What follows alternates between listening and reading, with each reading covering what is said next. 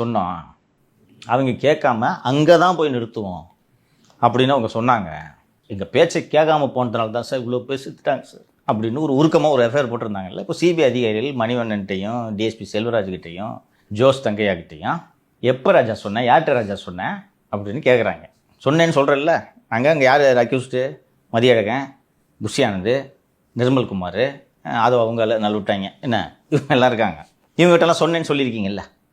அவங்ககிட்ட நாங்கள் பல முறை சொல்லியும் அங்கெல்லாம் முடியாது, அந்த பாயிண்டில் தான் போய் பேசுவோன்னு இவங்க சொன்னதுனால தான் நடந்துச்சுண்ணே. யார்கிட்ட சொன்னேன் சொல்லு? அவர்கிட்ட சொன்னேன். எப்போ சொன்னாங்களோ உங்கள்கிட்ட? இல்லையே சார். சரி எப்படி சொன்னேன்? ஃபோன் மூலமாக சொன்னேன். சரி ஃபோனில் பேசி எடுத்துக்காட்டு, லாக் காட்டு. இல்லை, இவங்க கேட்ஜெட்ஸ்லாம் ஒப்படைச்சிட்டாங்க. இந்தாங்க சார், நாங்கள் எதையுமே டெலீட் பண்ணல, நாங்கள் வச்சுங்க. எங்கேயா ஃபோன் பண்ணுன்ற ஃபோனே வரல. யார்கிட்ட சொன்னேன்? இல்லை டிரைவர்கிட்ட சொன்னேன். டிரைவர்கிட்ட சொன்னியா? எப்போ சொன்னேன் டிரைவர்கிட்ட? இந்த இடத்துல சொன்னேன் நான். சரி, அது விஜய் வரக்கூடிய நிகழ்ச்சி, அது விஜயின் வாகனம். 10 ட்ரோன் பறந்து இருந்துச்சு. ஸோ இப்போ டிரைவர், அது இன்னொன்று, அது புல்லட் ப்ரூஃப், ஜன்னலாம் இறக்க முடியாது, கதவை தான் திறக்கணும். அப்போ டிரைவர்கிட்ட சொல்லியிருக்காங்க, கதவை திறந்தானே சொல்லியிருக்கணும். காட்டு, எங்கே கதவை திறந்துருக்கு? இல்லையே, கதவை திறக்கலையே.